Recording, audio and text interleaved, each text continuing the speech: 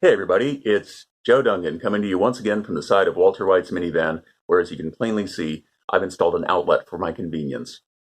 And I've hung a photograph. You see this business right here? Can you tell right here how I'm a little bit red? I had lunch with somebody yesterday. We sat outside. It was nice reconnecting with humans. I remember this from, the rest of my life. And the sun was blaring down on me. Did I wear sunscreen? No. Did I bring a hat? No. Did I say, can we sit inside? No. I just sat there and burned this side of my face like an idiot. I keep doing this. I keep making the same mistakes in life, which is a metaphor for life. My guest this week, what a cool guy, TJ Auclair. He is the director of content for the Caddie Network. The Caddie Network is a website devoted to all things caddies. He interviews caddies. He hosts a podcast called Under the Strap. The stories the caddies have is fantastic, and he gets into this in the interview as to what the origins of this website was and why he does it. He's been a long-time sports writer. He's worked intricately with the PGA. He knows all about this world. I've always wanted to know about this world. Caddies are more than just people schlepping other guys' golf bags. There's more to this world, and he gets into it. He shares a little bit of dish. I didn't ask anything too salacious or anything. There's already websites for that. That's not my jam. I want to know what it's like being a caddy, and he tells me because he's got some tales. So please enjoy this interview with TJ Auclair. Nice guy. He didn't know me from Adam. I just emailed him and said, hey, man, can I interview you? I didn't call him man. That doesn't play well in an email. And he said, sure. So we had a nice chat, and I hope you like it. TJ Auclair, thank you so much for joining me, man. How you doing? I'm doing well, Joe. Thanks so much for having me on. No, I'm looking forward to this because the world of caddying is fascinating to me, and I'd like to know what that lifestyle is like. First, let's start a little bit about your background. I know you've been a sports writer for a long time. Did you play golf? Did you have aspirations of being a Masters champion or anything?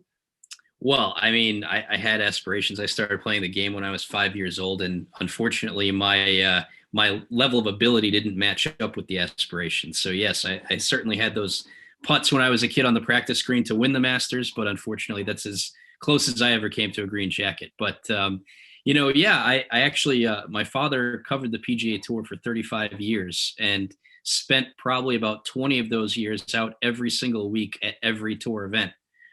He was known as the Iron Man among the media ranks. And when I got out of college at the University of Rhode Island in 2002, I went straight to work for him. And I had done so prior to that, whether it was summer break from high school or, winter break in college, summer break in college, spring break, I would always go out on the road. And I just knew that that's what I wanted to do. I wanted to write and cover the world's best golfers. And thankfully for me, I've been able to, follow in my dad's footsteps and then have some great jobs along the way. I spent 13 years at PGA.com, where I was the lead writer, and a number of those assignments were being the ghost writer for whoever the U.S. Ryder Cup captain was for that 2-year span.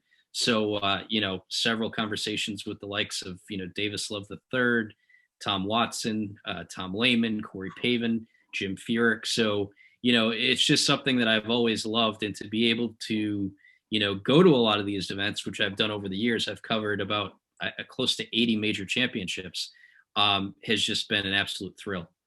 I'm sure. And that's, it's really cool that, you could follow in your father's footsteps. And I am perpetually envious of people who know what they want to do, because I've started and stopped so many careers. So I'm good at a lot of things, but that's kudos to you. Congratulations. And I can totally relate to, aspirations not matching ability. I think I gave up on being a Major League Baseball player when I was about 11.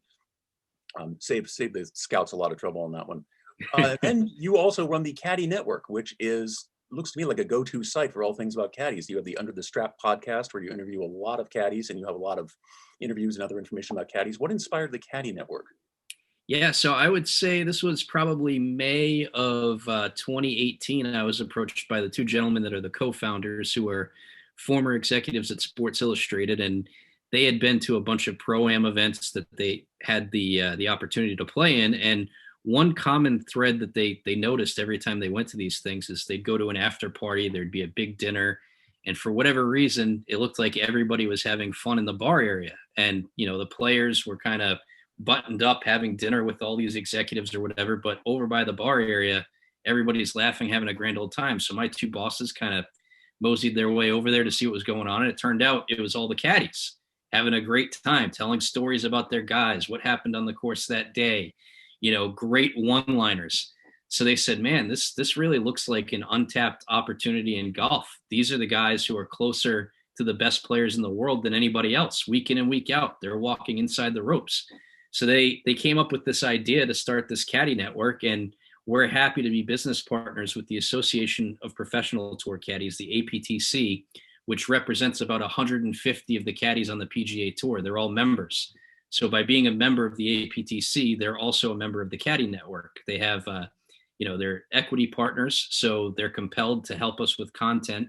And we're just able to tell some of these great stories that you probably would not otherwise hear. Nope, love it, love it. I've listened to a few, and there are again, I love these worlds because there's all this stuff going on. Some of it's kind of salacious and dirty. And hey, if an astute listener can find those episodes, more power to them. I'm not going to dig into that stuff. Well, Joe, I know you're a comedian, and this is one that I think you would quite enjoy. So I started the podcast pretty much out of necessity I guess it was probably early April, right? Where we're all hit with this pandemic, golf gets shut down. I'm here scrambling saying, what can I do to justify my existence with the Caddie Network with no golf being played? And I said, maybe I'll try a podcast. I'm thinking, well, everybody's got a podcast, but what can make ours different? So we started out, we got some great stories going, and the caddies were phenomenal because I would get text messages, phone calls, emails saying, hey, you need to talk to Caddy X. He's a great story. So one of these guys in particular was a gentleman by the name of Eric Larson. He caddies currently on the PGA Tour for Harris English, and he had caddied for Anthony Kim, who was like this enigma in golf. He was supposed to be the next Tiger Woods, and he was kind of a party animal that didn't pan out. So he left the game due to injuries or whatever, but it was a wild ride when this guy started in the mid 2000s. So anyway, his caddy, Eric Larson, his story is that he actually served 11 years in federal prison for drug trafficking. Now, when you talk to Eric, all the caddies will tell you, sweetest guy in the world. You would never suspect it. Just such a good dude. And they said he really wants to tell somebody his story, and he wants to tell you the story. So you should have him on the podcast. So I said, okay. So before we schedule the podcast, I call Eric because obviously I want to know what's off limits and what's not, because he is this incredible story. And when we finished the conversation, Eric said what probably a lot of people who've gone to jail say, I wasn't into this stuff, but yeah, I did something wrong. I got caught, whatever, but that's not who I am. But he said, I do have one request.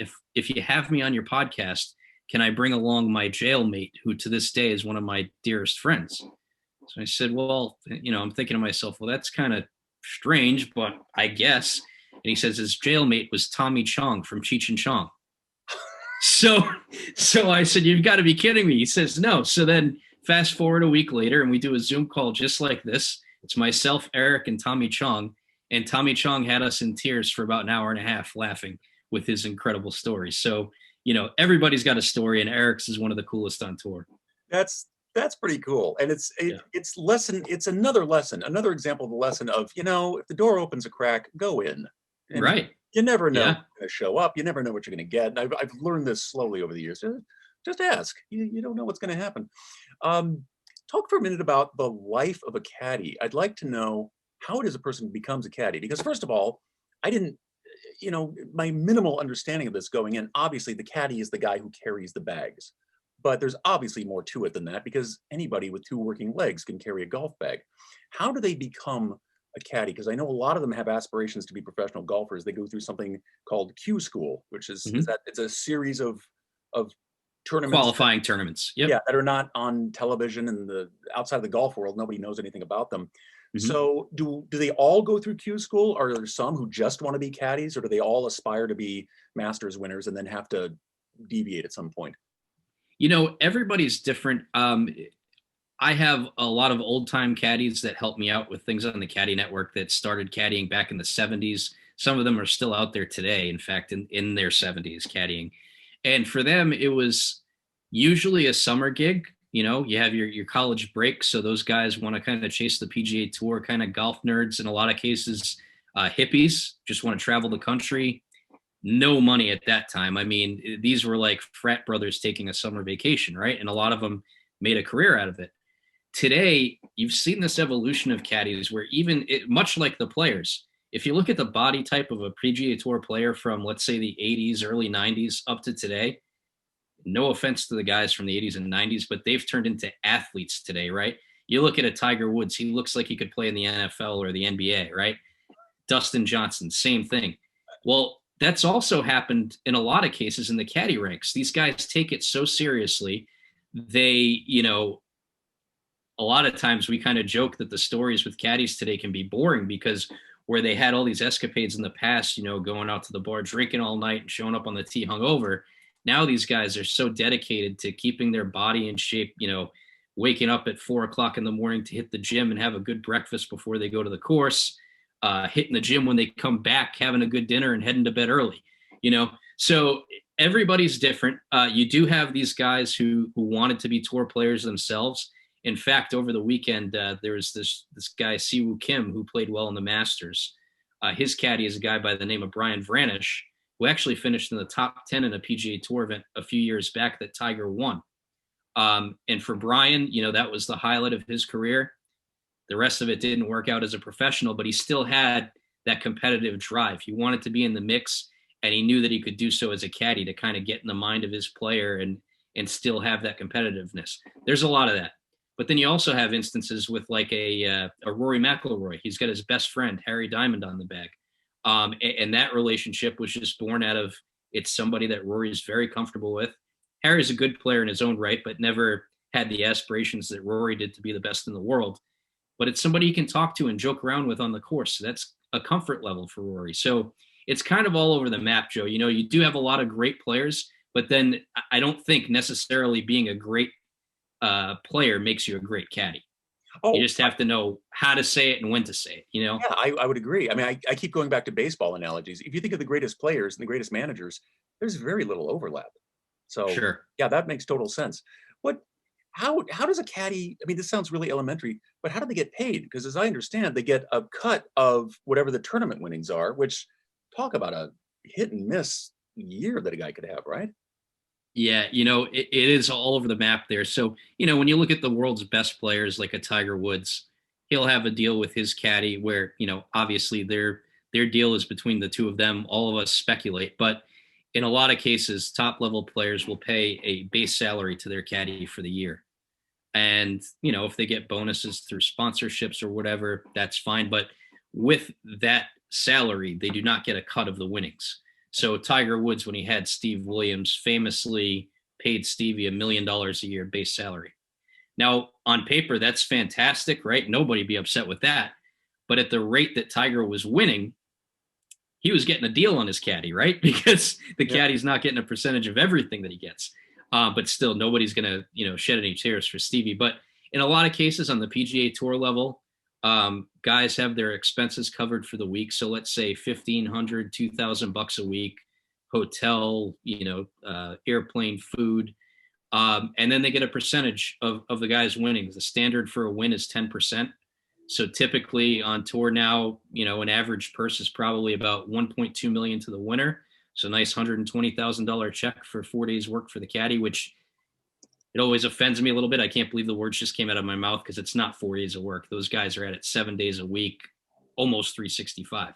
So, it varies a little bit, but I will tell you, there's this guy, Austin Goggart, who he caddies for Alex Noren on the PGA Tour, but he's also got a best friend who's a female golfer on the Symetra Tour, which is like a minor league LPGA.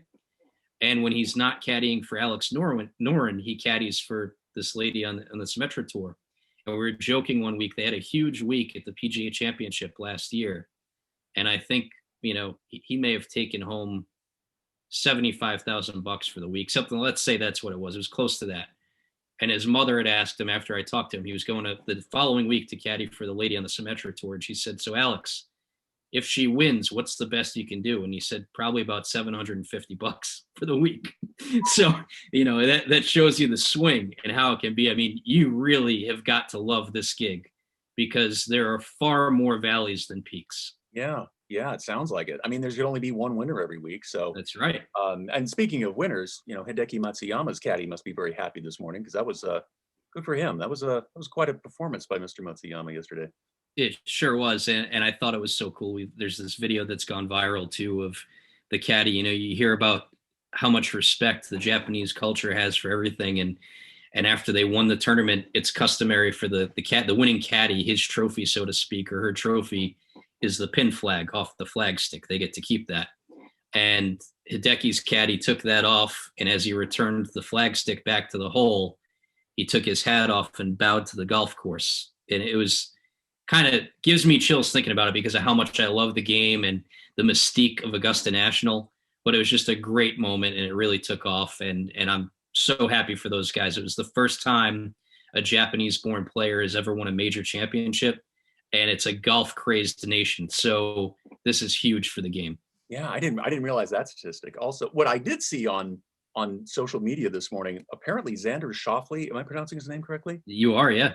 Apparently he speaks Japanese. And I didn't even know that. No kidding. Hideki Matsuyama were telling jokes to each other in Japanese. That's fantastic, right? Yeah. That's on somewhere on Twitter, I think, if you want to. I'll have to check that out. I think I got the golfers right.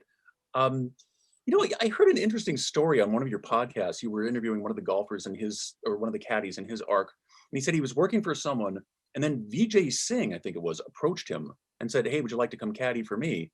And the story just casually went along. And I'm like, wait a minute, isn't that poaching? It just seems like can golfers just walk up to other caddies and say, "Hey, come work for me"? Is that okay in that world? Yes, yeah. I mean, it's not uncommon, and let's be honest too. The way a lot of these caddies look at things at PGA Tour events, they're putting in all the preparation they can. But if you have a bag at a PGA Tour event, that's like having a Powerball ticket, okay? And your odds of winning are much better with that Powerball ticket than an actual Powerball ticket. So they're looking out for themselves, So like a guy like Vijay Singh, who was a longtime world number one, that's a bag you're going to want to jump on. Now, if you listen to another podcast, we had a guy by the name of Kip Henley on who caddies for JB Holmes today. He went and caddied for Vijay, and he lasted, I believe it was 2 weeks.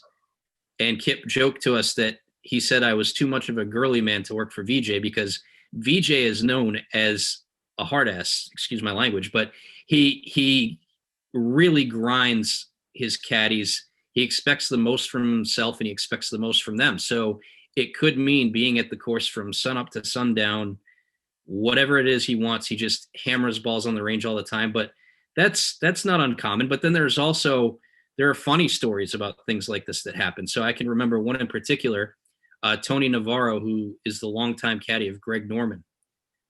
He caddied after Greg kind of stopped playing full time. Tony was on the bag for Adam Scott for a long time from Australia, a Masters champion.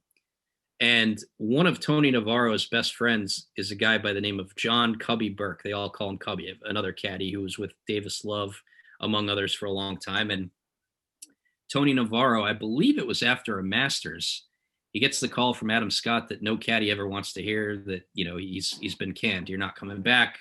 We're done.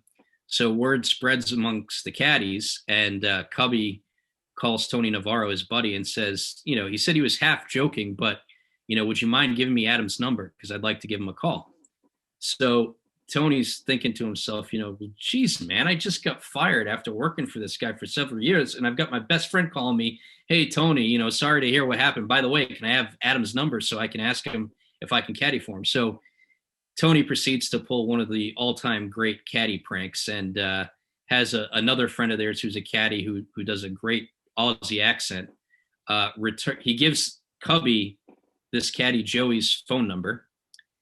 Cubby calls Joey thinking he's calling Adam, and Joey, with his Aussie accent, tells Cubby, "Yeah, I'll give you a shot, blah, blah, blah. Meet me this following week wherever." And long story short, it wasn't Adam Scott. So Cubby never got that job, but it was a prank that all the caddies love. Well, yeah, I mean, it's nice to hear these stories that they humanize caddies, because they're, voiceless guys all dressed in the white overalls following the golfer along. But it's nice. And the short answer to your question too, I think, in the case of poaching, as you called it, I think in a lot of cases, caddies realize that a player wouldn't think twice about letting them go, right? You need somebody to blame, and the player's never wrong. So I Yeah, think caddies, they have to look out for themselves. There is a lot of loyalty there with guys if you've been with somebody for a long time. But if you're kind of bouncing around and the opportunity comes to caddy for a world number one, anybody's going to jump on that, you know? that makes sense. Yeah. Now, and on that note, I'd really like to go a little deep in the weeds on the relationship between the caddy and the golfer, because obviously they have to carry the bag. But I'm wondering, how much is a golfer dependent on a caddy, not just to do research? I know they scout the course and the pin placement every morning and all that sort of thing, and what's the weather going to be like, and how's the wind here, and so forth. But how much do they rely on them to coach the golfer, to be a psychologist, to be a cheerleader, or just to shut up and get out of the way? Does it vary from one to another, or do they rely heavily on that kind of expertise? How does that all work?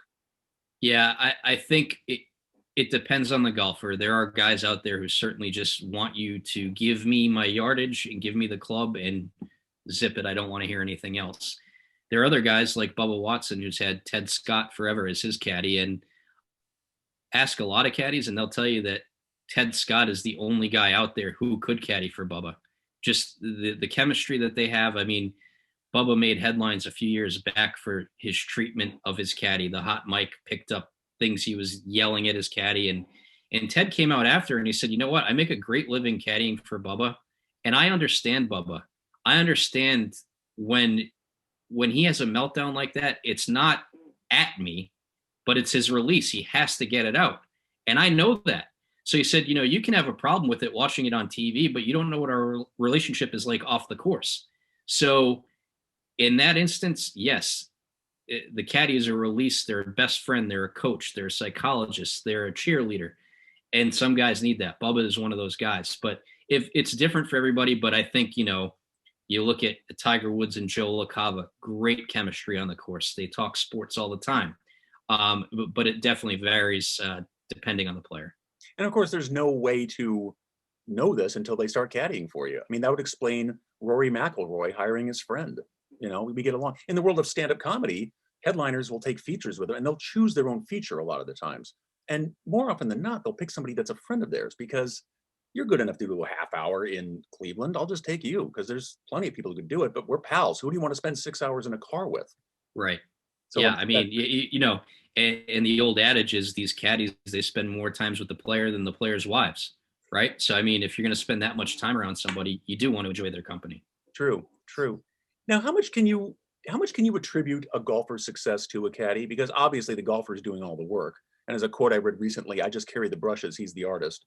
But still, I'm sure one caddies do make a difference. And if a guy's not in the right mood, or if he gets the wrong information, or it seems like there's some intangibles there that could affect how a guy does on the course. And one stroke could be the difference between $1 million and $100,000. So obviously that comes into play. But are there instances where there are golfers where you say, if not for that caddy, this golfer would be just another hack? Hack might be strong, but I definitely think that caddies at that level, it might be one of the most thankless jobs in the world. And I also think that they might be the world's most humble employees because just that quote that you just referenced, that was actually Ted Scott, who we were just talking about with Bubba Watson. And these caddies, they want to make sure, the player gets all the credit. The player is the star of the show. But the other side of that is why we started the Caddie Network, because these guys have so many great stories to tell. And we know, are they 50% of the reason a player wins? Probably not.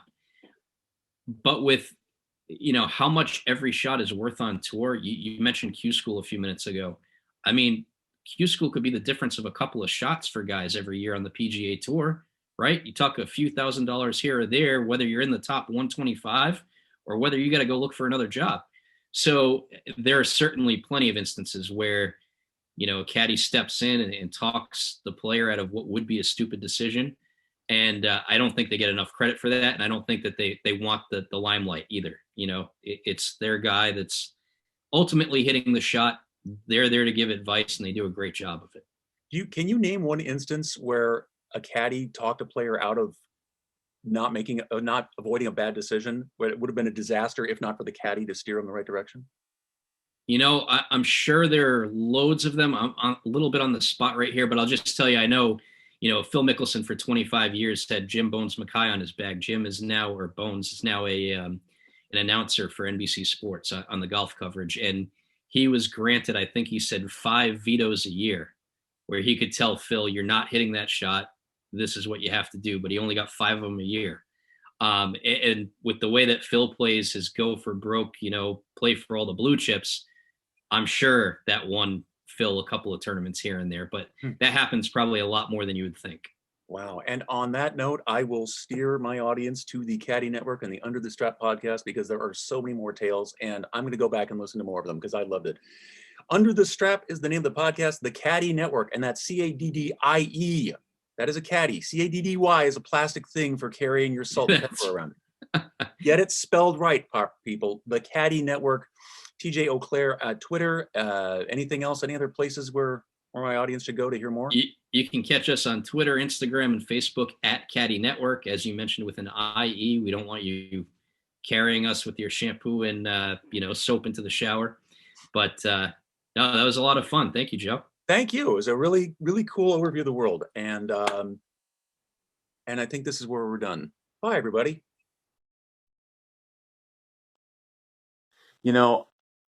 I had to go back and reread the email to find out what TJ Auclair's title was, because I did take one of the intro and I kept messing up the title. So I had to actually stop and read the email and find out. It's Director of Content. Now, in context, that's pronounced content, but it can actually be pronounced content. And we are all our own directors of our contentedness. It's up to you to make yourself content. And if I can help, I'm glad to do it. That makes me content. But don't think that you need to go to film school to be a director. You are the director of your own contentedness. So get on set and make that movie.